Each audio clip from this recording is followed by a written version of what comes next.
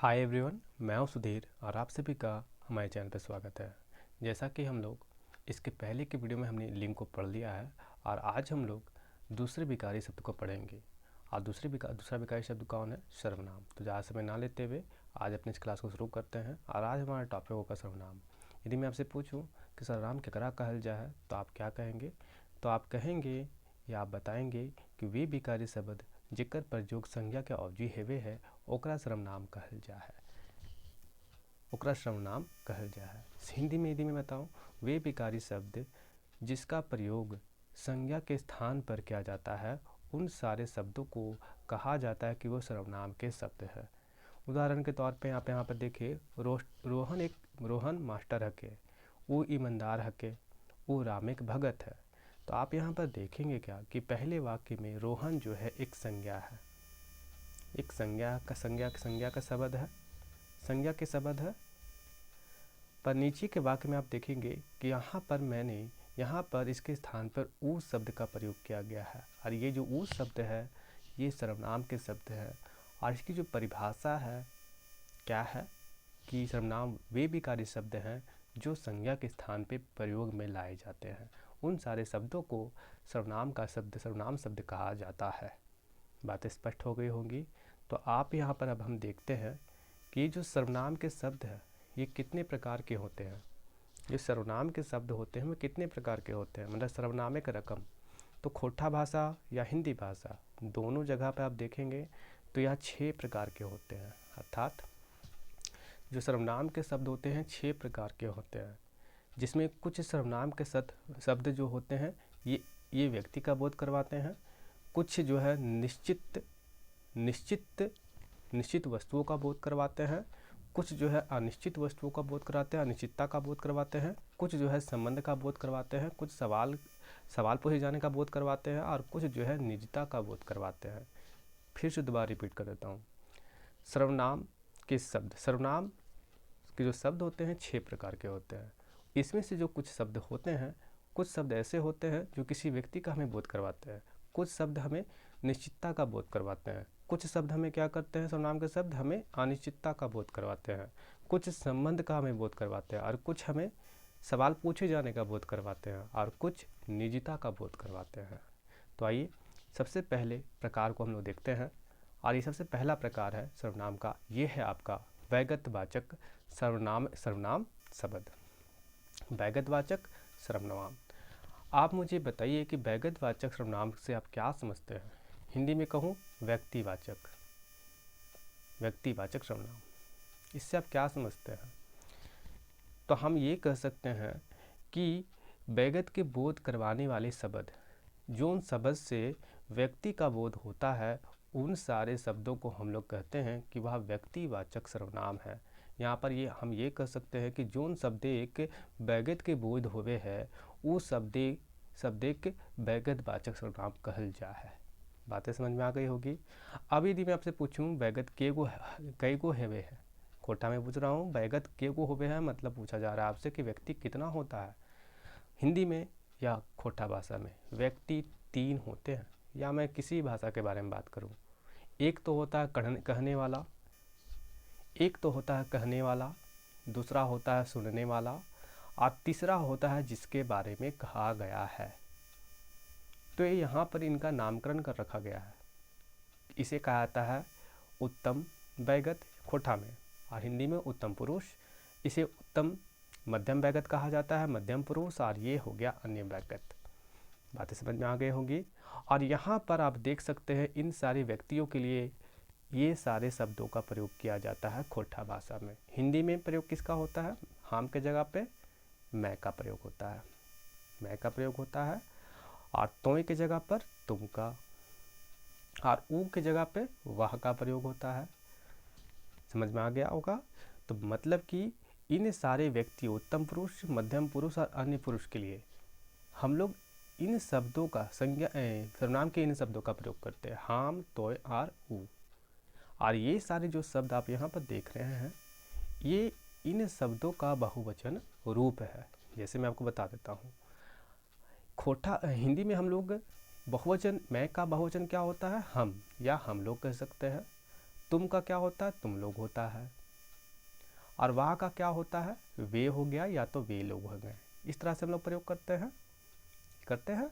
पर खोटा में आप देखेंगे कि इसके स्थान पर, हम लोग के स्थान पे या हम के स्थान पर हामिन का प्रयोग किया जाता है, और तुम लोग के स्थान पर तोहिन का प्रयोग किया जाता है, और ये जो है वे लोग के स्थान पे या वे के स्थान पर ओखिन का प्रयोग किया जाता है खोटा भाषा में। तो मैं फिर से आपको रिपीट कर देता हूँ।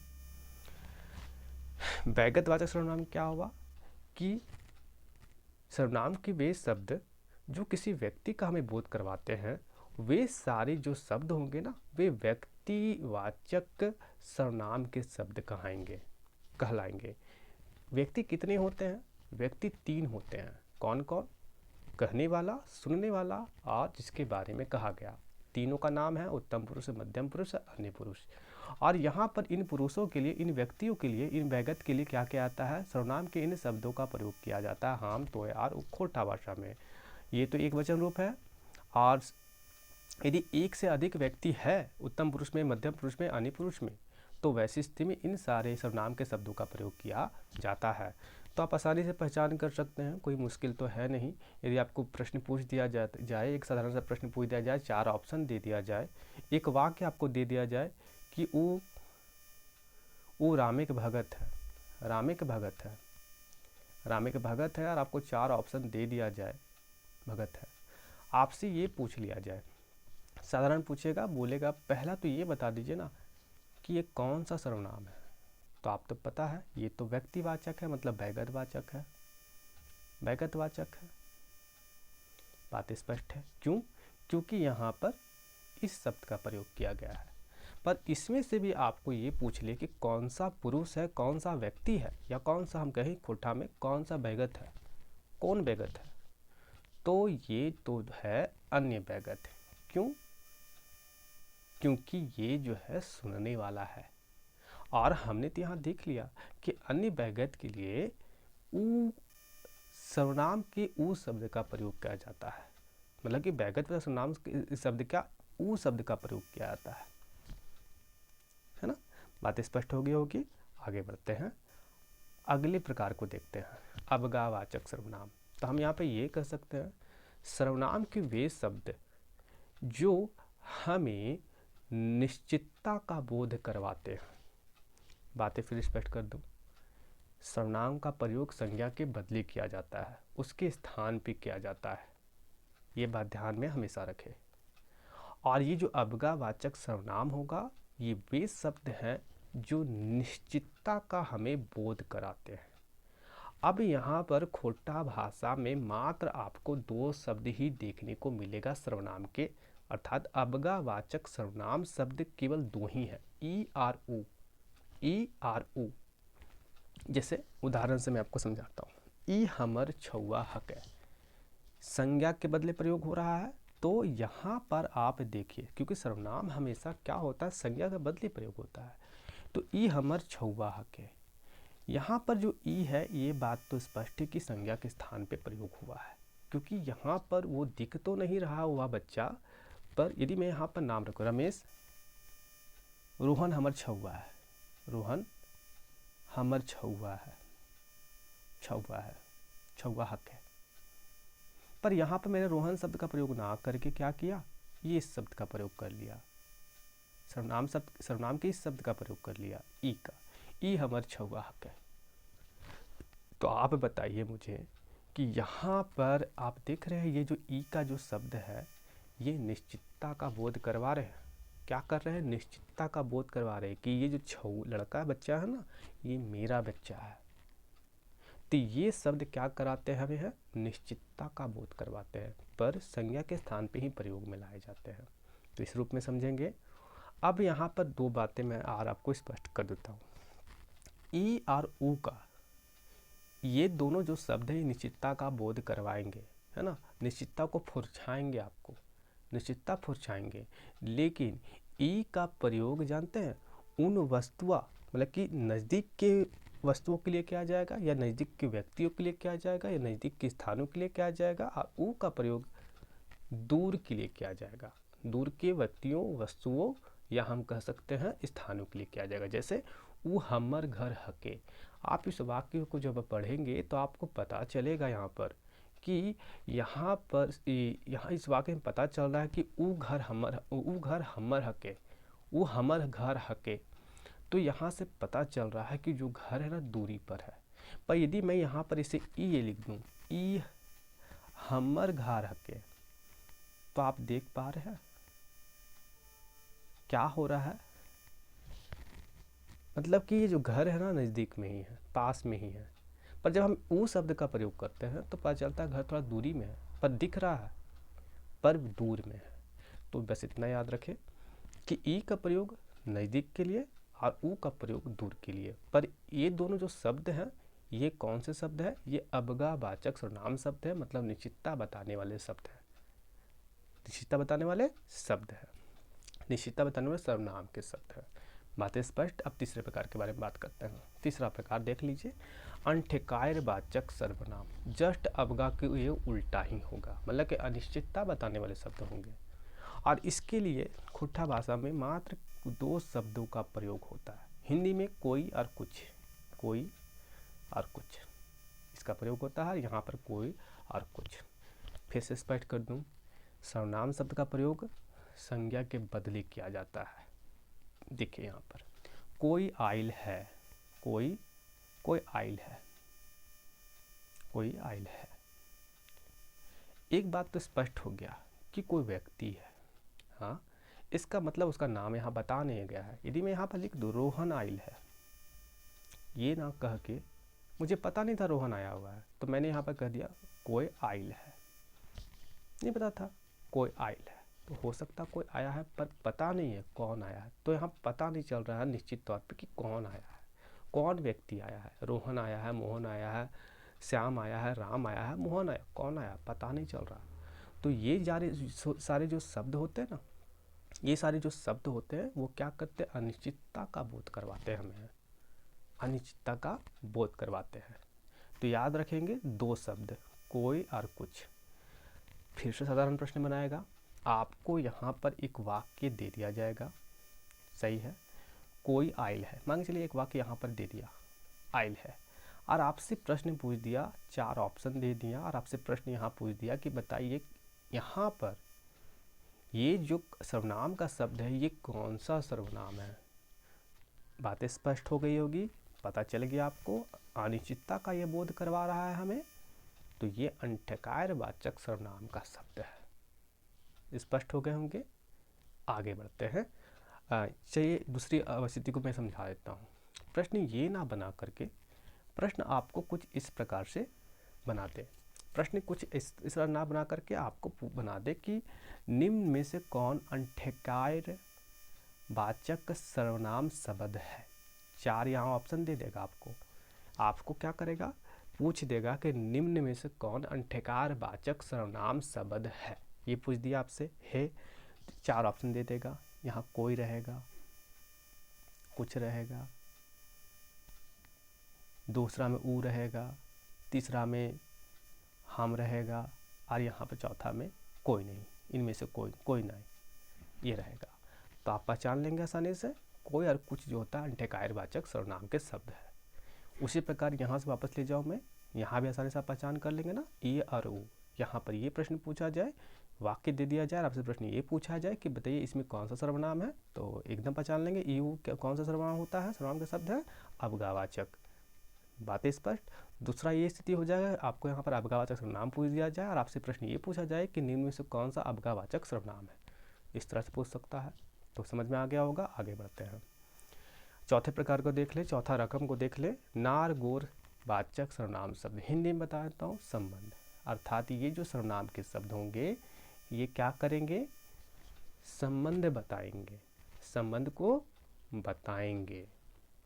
फिर से स्पष्ट कर दूं कि जो सर्वनाम के शब्द होते हैं वो संज्ञा के बदले में प्रयोग में लाए जाते हैं। समझ रहे हैं? आगे हम देखते हैं। तो हम यहाँ पे ये कह सकते हैं, सर्वनाम के वैसन शब्द जो संबंध के बतवे है वो समनार गोर वाचक सर्वनाम शब्द कहा है। अब यहाँ पर इन 4 शब्दों को आप देखिए, ये खोटा के 4 शब्द है जो क्या करता है, संबंध को बताता है, नार गोर को बताता है। वाचक का मतलब ही होता है बताने वाला, संबंध बताने वाला। तो यहाँ देख लीजिए, से, तेकर, जैसन और वैसन। साधारण प्रश्न बनाएगा, आपको यहाँ पर से, तक्कर या जैसन या वैसन, इनमें से कोई भी एगो शब्द दे देगा और आपसे पूछेगा बताइए कौन सा शब्द है। या तो फिर आपको क्या करेगा कि आपको यहाँ पर दे देगा नार गोर वाचक सर्वनाम और आपसे पूछेगा, 4 ऑप्शन दे देगा और आपसे फिर पूछेगा कौन सा नार गोर वाचक सर्वनाम शब्द है, या पूछ दे कि नहीं है। तो 2 प्रकार के ही प्रश्न बन सकते हैं। आइए कुछ उदाहरण देख लें। जो जगते से पैते, जेकर खेत तक्कर गरजे नाय, जैसन करता वैसन भरता, अर्थात ये हमें संबंध बताएंगे। बातें समझ में आ गई होगी। इन 4 सारे, ये देख रहे हैं, ये 4 शब्द, ये जो 4 शब्द है इसे आप याद रखेंगे क्योंकि ये आपका इम्पॉर्टेंट होगा। जैसे हिंदी में हम लोग कभी कभी देखते होंगे कि यहाँ पर जब संबंधवाचक में वहाँ पर उसका, जिसका, किसका, इस सारे शब्दों का प्रयोग किया गया। जैसे मोहन की लाठी, मोहन की लाठी, मोहन की भैंस, मोहन की भैंस, की भैंस, की भैंस। यहाँ हम कहते हैं कि जिसकी लाठी उसकी भैंस, जिसकी लाठी उसकी भैंस, उसकी भैंस। आप देखिए यहाँ जो लाठी है और भैंस, ये जो दोनों शब्द है क्या करें, इन दोनों का संबंध बता रहे हैं कि जिसकी लाठी होगी उसी की भैंस होगी। समझ रहे? यहाँ पर भी कुछ उसी प्रकार से है। जो जगते से पैते, अर्थात पहले तो स्थिति ये स्पष्ट हो गई कि यदि मैं यहाँ पर मोहन, जिसकी की जगह मोहन रख लूँ, मोहन रख लूँ, मोहन की लाठी, मोहन की भैंस, की भैंस। आप यहाँ पर देखिए, पहली बात तो याद ये रखें कि सर्वनाम शब्द का प्रयोग संज्ञा के बदले किया जाता है। पहले मैंने आपको ये चीज़ परिचित करवाया, जिसकी लाठी उसकी भैंस। अब देख रहे हैं लाठी को भैंस से संबंध बताया जा रहा है, लाठी का भैंस से, भैंस का लाठी से, लाठी का भैंस से संबंध बताया जा रहा है। और ये कौन काम कर रहा है, जिसकी और उसकी कर रहा है। ये सर्वनाम के शब्द है, संबंध वाचक सर्वनाम के ये शब्द है, पर खोटा में इनका प्रयोग किया जाता है। देख रहे हैं, जैसन, से, तक्कर, वैसन, है ना। जे जगते से पैते, जे जगते, यहाँ पर जो जगते हैं से पैते, इन दोनों का संबंध बताया जा रहा है। संबंध बता रही है, कौन बता रहा है, ये से बता रहा है, से बता रहा है इन दोनों का संबंध। बातें स्पष्ट हो रही होगी। तो मैं आपको समझाना क्या चाह रहा हूँ, जिसकी जगह हम मोहन भी तो रख सकते हैं। तो अब देखिए, आप मोहन की लाठी, मोहन की भैंस, मोहन की लाठी, मोहन की भैंस। तो आप देखिए यहाँ पर लाठी का भैंस के साथ संबंध बताया जा रहा है, लाठी का भैंस के साथ संबंध बताया जा रहा है।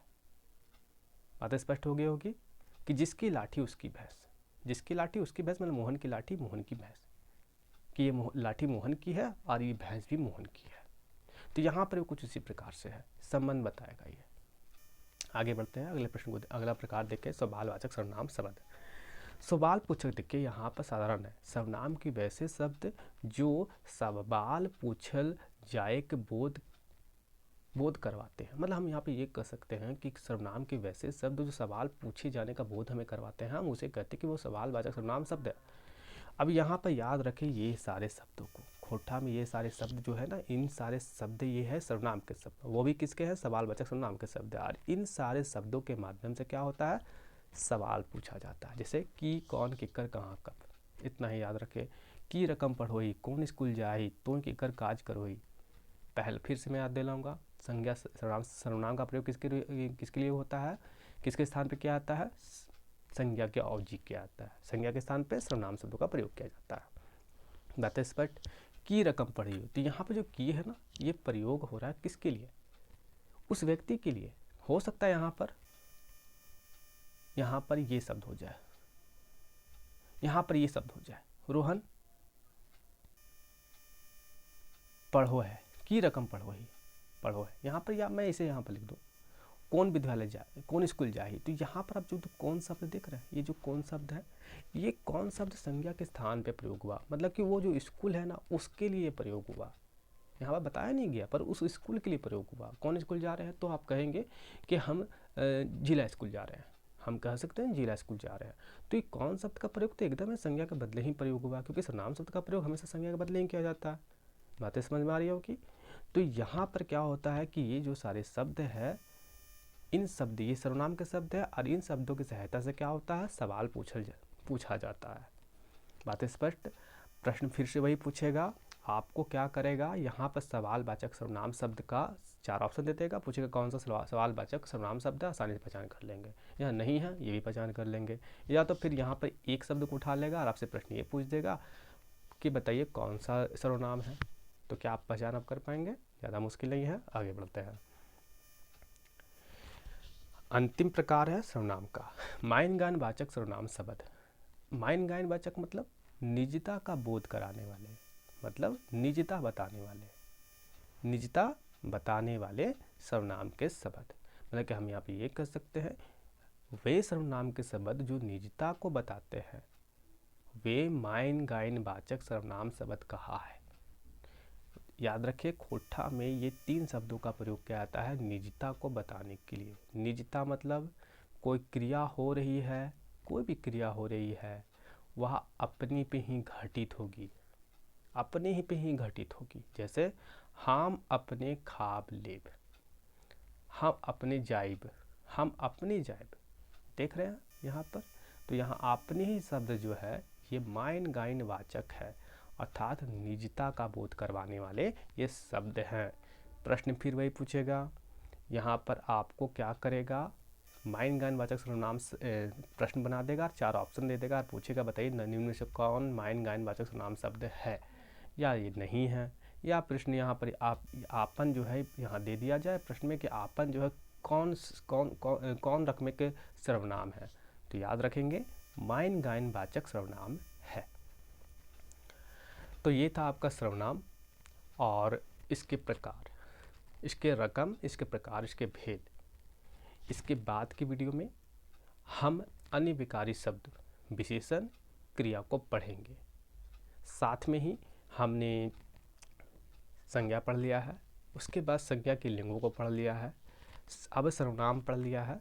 तो इसके बाद की वीडियो में हम लोग सबसे पहले तो वचन को देखेंगे और यहाँ पर देखेंगे खोट्ठा भाषा के अंतर्गत में कितने वचन हैं। वैसे मैं बता दूं कि 2 वचन है, एक वचन और बहुवचन। और यहाँ पर मैं आपको समझा दूं थोड़ा सा कि यहाँ पर क्या होता है कि आपका एग्जामिनर क्या करता है, यहाँ पर आपको एक वचन दे देगा, है ना, किसी भी संज्ञा या सर्वनाम का एक वचन दे देगा। जो संज्ञा सर्वनाम का शब्द है उसके एक वचन रूप को, जिसे मैं बता देता हूँ, छगरी इस संज्ञा का शब्द है और यहाँ पर मान के चला जाए ये सर्वनाम का शब्द है। ये तो इन दोनों शब्दों से क्या पता चल रहा है, इन दोनों शब्दों से क्या पता चल रहा है, ये दोनों शब्दों से पता चल रहा है कि ये एक है, मतलब एक वचन है, ये एक छगरी है और ये एक व्यक्ति है। बातें समझ में आ रही होगी। तो यहाँ पर ये शब्द दे देगा और आपसे पूछेगा 4 ऑप्शन देख करके कि निम्न में से कौन सा ऑप्शन जो है बहुवचन, बस इसका आपको बहुवचन रूप पूछ देगा। 4 ऑप्शन दे देगा, वहाँ आपको चुनने के लिए बोलेगा कौन सही है। यहाँ दोनों में छगरी का क्या होता है, छगरियन,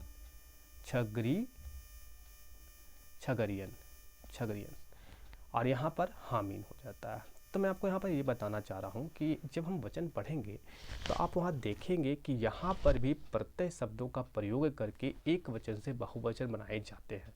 कई सारे प्रत्यय का प्रयोग किया जाता है, आइन का प्रयोग किया जाता है, इन का प्रयोग किया जाता है, सब का प्रयोग किया जाता है, गुला गुलिन का प्रयोग किया जाता है। तो आने वाले वीडियो में, आने वाली कक्षा में, अगली वीडियो में हम लोग वचन को पढ़ेंगे। तो उम्मीद करता हूँ कि आज का वीडियो लेक्चर आप सभी को पसंद आया होगा। तो मिलते हैं अगले वीडियो में, तब तक के लिए आप सभी का बहुत बहुत धन्यवाद।